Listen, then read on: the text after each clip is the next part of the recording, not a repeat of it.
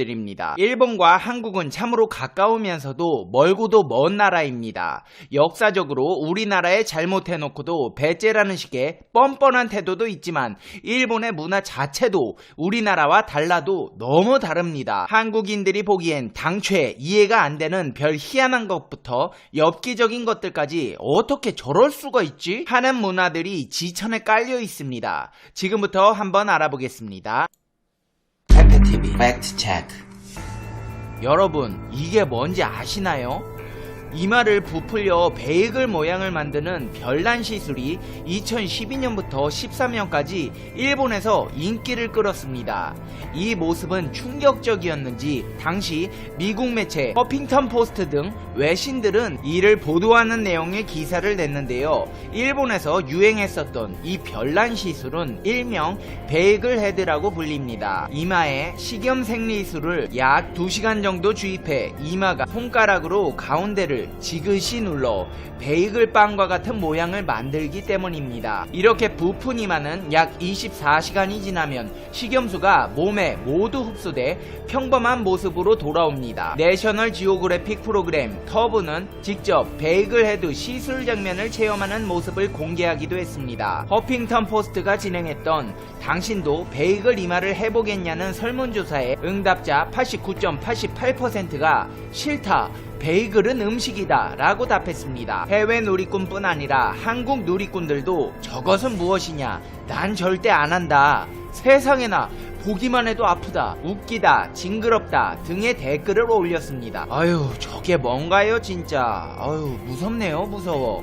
다음은 근친혼입니다. 근친혼이란 건 가까운 혈연 관계에 해당하는 사람끼리 결혼하는 걸 의미하는데요. 여기서 가까운의 기준이 문제가 됩니다. 즉, 다시 말해 어디까지를 가까운 혈연 관계, 결혼하는 경우 근친혼에 해당하는가가 나라마다 조금씩 다르다는 겁니다. 근친혼이라는 카테고리 안에 들어가 버리면 일단 결혼을 못합니다. 이것은 현재 대부분의 나라가 그렇습니다. 그럼 일본의 민법에서 어디까지를 근친혼으로 보느냐가 핵심인데요. 일본은 3친까지가 근친혼에 해당되어 결혼할 수가 없다고 되어 있습니다. 여기서 친은 우리나라로 치면 촌과 비슷한 개념인데, 즉 우리나라로 치면 촌수가 3촌 아니면 결혼이 불가능하다는 겁니다. 일본은 4촌의 경우 결혼이 가능합니다. 우리나라가 8촌까지 안 되는 것에 비하면 상당히 관대합니다. 단 여기에는 직계가 아닐 것이라는 전제가 붙습니다.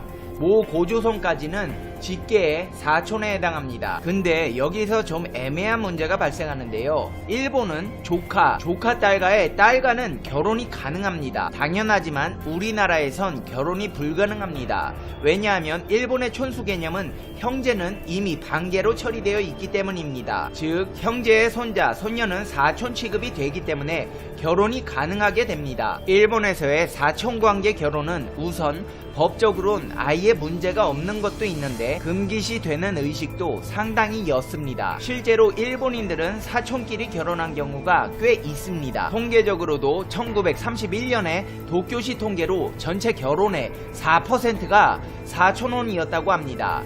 옛날 통계긴 하지만 확실히 다른 사촌 간 결혼을 허락한 나라보단 압도적으로 많다고 할 수 있습니다. 일본의 경우 결혼만 하지 않으면 근친을 처벌할 법적 근거가 존재하지 않습니다. 이것이 가장 큰 문제인데요. 다른 나라들은 근친에 해당하는 사람끼리 관계를 가지게 되면 위법, 불법으로 처리되어 처벌은 받도록 돼 있는 경우가 많습니다.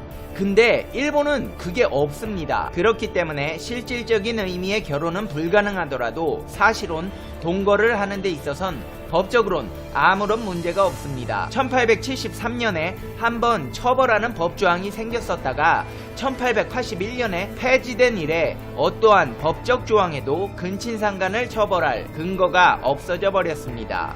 참고로 이쪽 문제는 다른 나라에서도 서로 합의가 된 경우는 피해자가 없는 범죄가 아니냐는 이유로 논란의 대상이 되고 있는 경우도 있다고 합니다. 근데 여기서 충격적인 점은 미국만 주별로 다를 뿐 유럽 전체, 일본, 호주, 캐나다 등의 나라도 법적으로 사촌끼리 결혼이 가능하다는 사실입니다.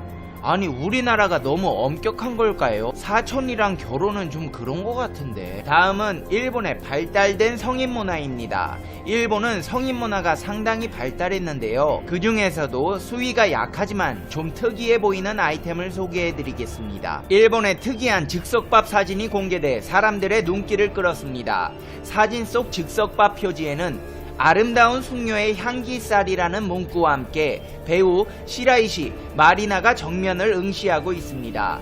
이 즉석밥은 절식남, 초식남으로 대표되는 일본의 고독한 남성을 주 소비층으로 노리고 생산됐으며 일반 마트가 아닌 성인용품점에서 구입이 가능한 것으로 알려졌습니다. 일본은 이렇게 정말 제품과는 안 어울리는 모델을 기용해 상품 겉표지에 활용하곤 하는데요. 한국인들의 눈에는 특이해 보이는 부분입니다. 다음은 일본의 대행 서비스입니다. 애인뿐 아니라 인간관계에 있어 무엇이든 대신해준다는데요. 일본 도쿄 신주쿠구에 있는 업체 패밀리 로망스는 가족, 연인, 친구 등 다양한 인간관계를 빌려주는 곳입니다.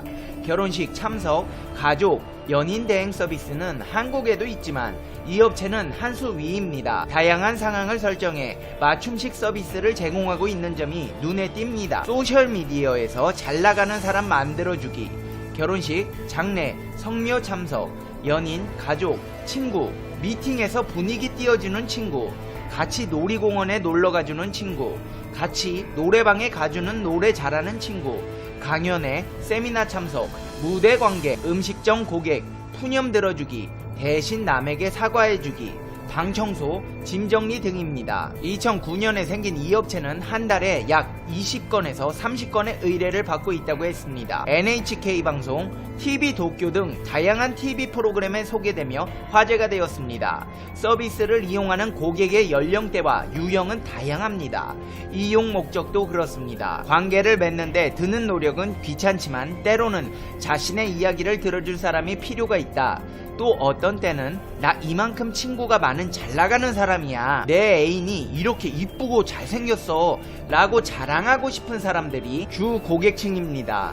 패밀리 로망스는 철저하게 직원 교육을 실시하고 있다고 합니다. 이 업체 이시 유이치 대표는 대행 서비스별로 교육 매뉴얼이 있다. 일주일에 한 번 정도 교육을 진행하는데 강사가 의뢰인이 돼서 스태프들이 실제로 대행 서비스를 해보는 방식이라고 전했습니다. 이 회사의 대표는 연인 대행 서비스와 관련해 서비스 초기에는 중년이 젊은 사람들을 연인으로 의뢰하는 경우가 많았다. 최근에는 서비스를 이용하는 사람들의 평균 나이가 점점 떨어지는 추세다. 30대 초반도 있고 20대도 있다. 젊은이들이 점점 늘고 있다고 말했습니다. 그러면서 이는 일본 사회의 특징일 수도 있어요.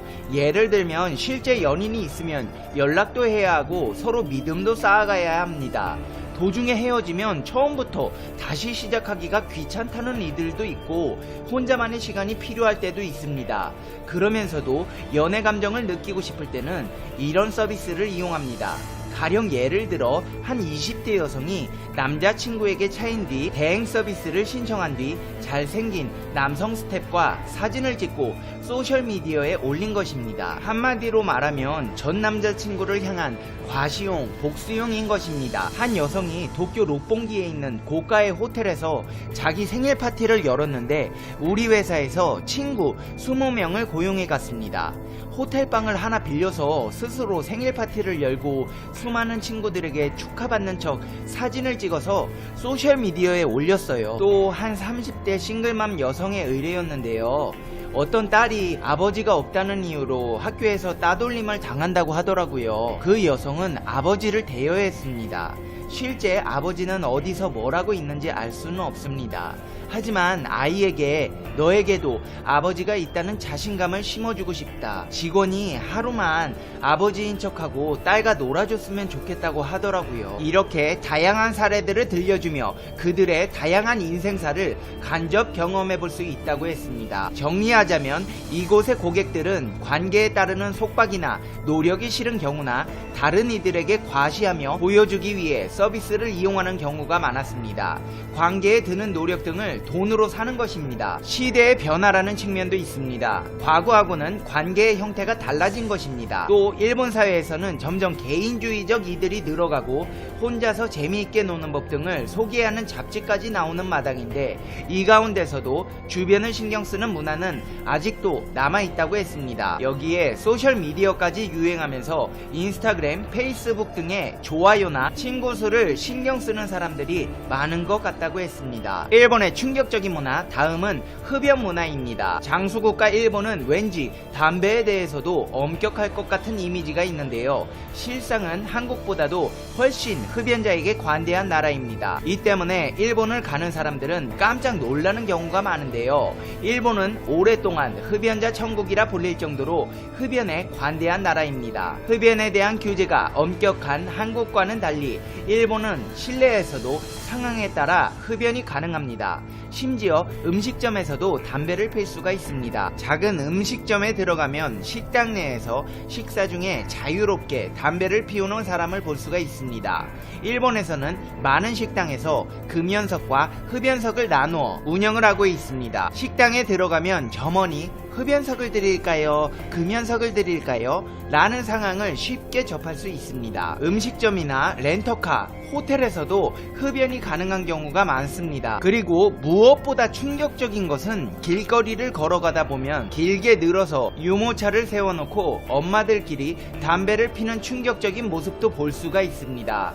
아이들이 있는데도 담배를 아랑곳하지 않고 피는 모습이 한국인들로서는 정말 놀라운데요. 이토록 흡연에 관대한 나라가 일본입니다. 식당 금연에 대한 조사 결과는 흡연자 측 반대 14%, 찬성 12%, 비흡연자 반대 22%, 찬성 51%로 비흡연자조차 음식점 금연에 대해서 22%나 반대를 하고 있습니다. 일본에서는 간접 흡연으로 약 연간 15,000명 정도의 사망자가 발생하고 있다고 합니다. 그러나 음식점 전면 금연을 추진했을 경우에는 식당들이 반발할 것입니다. 또한 세수 문제는 어떻게 할 것이냐는 문제도 발생하고 있는데요. 그만큼 일본이 경제적으로 어렵다는 사실도 엿볼 수 있습니다. 참고로 일본의 담배 가격은 평균 450엔 정도로 한국과 비슷한 수준입니다. 이렇게 일본의 충격적인 문화들에 대해 수위가 약한 것들만 모아 소개해드리는 시간 가져봤습니다. 이제 페페TV의 결론 듣겠습니다. Conclusion. 페페TV. 아베씨, 아니 이게 뭐예요? 보기 싫어요. 이런 것 좀 하지 마요. 이거 혹시 아베씨도 한번 해봤던 거 아니죠? 이런 거 하지 말고 좋은 한국 문화 배워요. 사람은 배워야 발전이 있습니다. 언제까지 그렇게 귀 닫고 눈 가리고 살 거예요? 잘합시다. 오늘은 일본의 충격 문화, 수위가 낮은 것들을 소개시켜드렸는데요. 수위가 높은 것들은 유튜브 규정상 소개시켜드리기가 어려울 것 같아요. 하여튼 일본은 이렇게 작은 것 하나부터 큰 것들까지 한국과 달라도 너무 다른 나라입니다. 페페TV 시청자 여러분은 어떻게 생각하세요? 페페TV는 여러분의 생각이 궁금합니다. 댓글로 여러분의 생각을 남겨주세요. 여러분, 별은 다 똑같이 빛납니다. 다만 빛나는 때가 조금씩 다를 뿐입니다. 꽃도 꽃마다 피는 시기가 다를 뿐 꽃은 필 수밖에 없으며 모든 것은 완벽하게 이루어지게 될 수밖에 없습니다. 그러니까 세상에서 가장 소중한 자신을 한때 부질없는 고민과 걱정들로 괴롭히지 마세요. 지금의 아쉬움이나 후회도 그 또한 내일을 살아가게 하는 인생의 한 부분일 테니 힘들면 힘내지 말고 자신을 사랑해주세요. 그대는 그저 그대답게 살아가면 됩니다. 당신은 소중하니까요. 오늘 하루도 행복하게 보내셔야 합니다. 다음 영상에서 봬요. 안녕.